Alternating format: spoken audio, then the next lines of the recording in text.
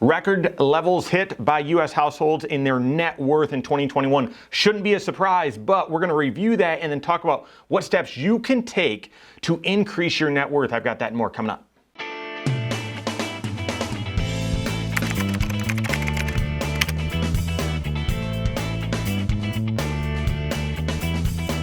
My name is Mike Bernard. I'm the host of the Wise Money Show. I'm also one of the certified financial planners right here at Korhorn Financial Group. Make sure you hit that subscribe button, turn on notifications, and smash that thumbs up button.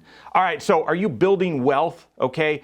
And one of the ways to measure that is by tracking your net worth. Now, we've talked about this a lot on this show, and it's not on this channel and the Wise Money Show. It's not to have some pride or for boastful reasons to say, I'm worth this. Well, we know how quickly that can change, but it really is two things. Number one, tracking, are there any glaring gaps and adjustments that you need to make? I've got, too much sitting in cash, I've got too much on credit card, something like that. But two, monitor progress, and in a way, kind of influence your behavior, right? So if on a regular basis, and we do it at least once a year, maybe every 6 months would be a good idea depending on your situation, but at least once a year, add up all of your assets, what they're worth, okay? And then sum up all of your liabilities, all the money that you owe, and subtract those liabilities from your assets, and that gets you to your net worth. Again, not because you need to walk around prideful or embarrassed, but so that you can then say, that's where we're at right now financially, and compare that to the last time you did it, which is, a year ago, 6 months ago, whatever. Have we made progress? Are we building our net worth? Are we growing our wealth? And what's most important, the compound effect of this, of doing it every year, you can look back over long periods of time to say, wow, look at how far we've come. 5 years ago, our net worth was this. Today, it's this. 10 years ago, our net worth was X. Now it's Y. This is fantastic. We're making great progress. Or, we've slipped a little bit. We haven't made the progress that we hoped. Maybe we should make some adjustments. Well, no surprise here. Take a look at this chart.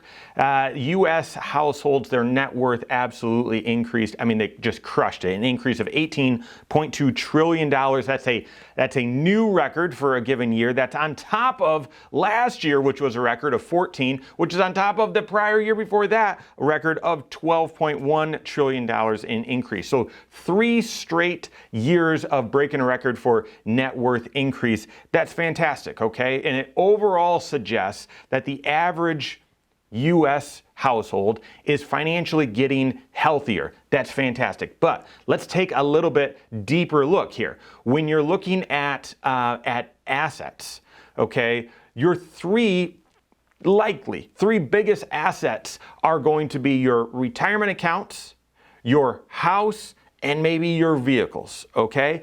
And last year, if the stock market was at or near all-time highs, check, your net worth should be higher because of that. If housing values were at all-time highs, check, your net worth would be higher because of that.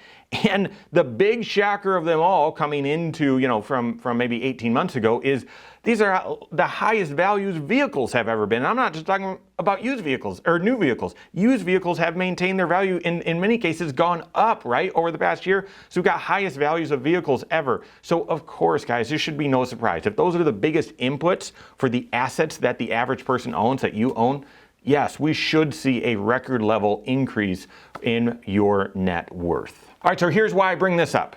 Are you making progress in your overall net worth?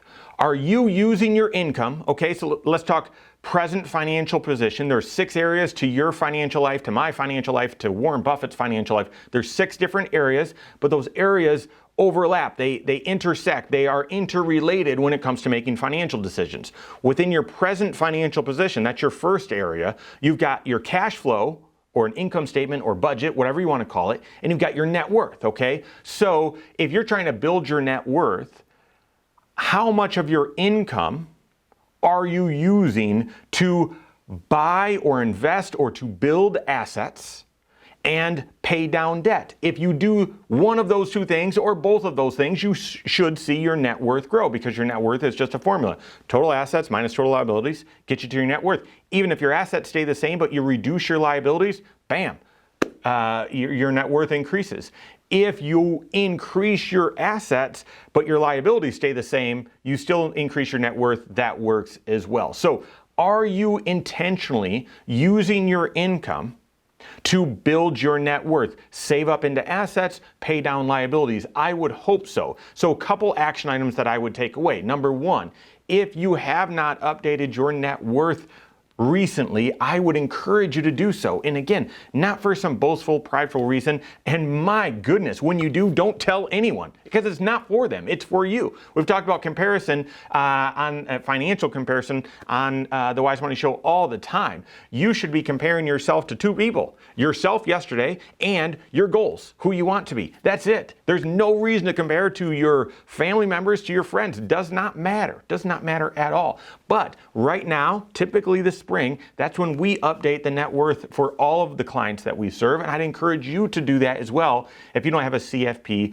doing that for you. So that's step one. Number two, compare that to who you were yesterday. And I don't mean really yesterday, I mean the last time you updated your net worth, which hopefully is at least once a year. Compare where you are today financially, how much you have in assets, how much you have in liabilities, what your overall net worth is. Compare that over time, through history, okay? Are you making progress in the right areas? That's number two. Number three, then compare that with your budget and look and say, are we intentionally building up assets and intentionally paying down liabilities, okay? So how much are you saving for retirement? How much are you saving up into cash to build up an emergency fund, something like that? How much is going towards debt service to pay down debt? Take a look at your budget, make sure that you've got it calibrated appropriately so you've got the right connection between your income and building your net worth. And then fourth, and I'm reminding you of this right now in the beginning of 2022, when the stock market's gotten off to very much a rocky start, is there are going to be times when you're doing the right things, when you're tracking your net worth, you've got the right goals, and you're using the right level of income to build wealth, where you're actually going to see your net worth decline temporarily, okay? Because you've invested in the stock market and the stock market has gone down. Or you made a move from one size house to a different size house, and all of a sudden your debt is a little bit more than what you expected. Something like that. Typically, and for those of you that are doing the math, that shouldn't reduce your net worth because now you've got a bigger asset in the house. But when you're making a move, you're paying realtor, you've got some other expenses as well. That's why I bring that up. So there are times when your net worth is going to go down, even though that doesn't necessarily mean there's a warning sign. And I think right now people are seeing a lot of that, and a surprise because they haven't seen their net worth go down. If you're doing the right things, you haven't seen your net worth go down in a long time, but right now possibly is a time you're looking at your net worth and it's actually going down, and you've then got to work with your CFP, just double check to say, are we doing the right things, and is this just one of those temporary times when your net worth goes down? At the same time, I would remind you, if that's the case, and well, I'm saving 15% or I'm saving the right amount for retirement, have the solace that you are buying shares. And yes, those shares may be worth a little bit less right now than they were 6 months ago, but you're still buying shares, and when they recover, those shares will be worth more, and your net worth will see an even greater upswing as things start to rebound. And then lastly, as you do this work, see if there are other financial goals that stand out as you update your net worth. Is your emergency fund at the right level? A lot of people have said, yeah, for all this time, I'm comfortable with this emergency fund. Well, now with prices higher, life might cost more, emergencies might cost more. Maybe you need to look and say, yeah, we got to increase our emergency fund by $5,000 or $10,000. You're not going to like doing that, but take a look at your overall net worth and see what it tells you. See if there's financial goals that emerge that suggest that you need to restructure and recalibrate what you're doing financially. Increase your net worth. Maybe you've looked and said, yeah, actually we've got some debt that's grown a little outside where we'd want it to be. Let's start attacking that, something like that. Work with your certified financial planner. I told you there's 6 areas to your financial life. Your present financial position is just one of those 6, but they're all connected. The cash flow that you have, should it be going towards building assets? Should it be going towards paying down debt? Should it be going towards getting the right protection in place? Should you be saving even more into assets because you're not on track for retirement? Should your investments be structured a little bit differently for your overall retirement and financial goals?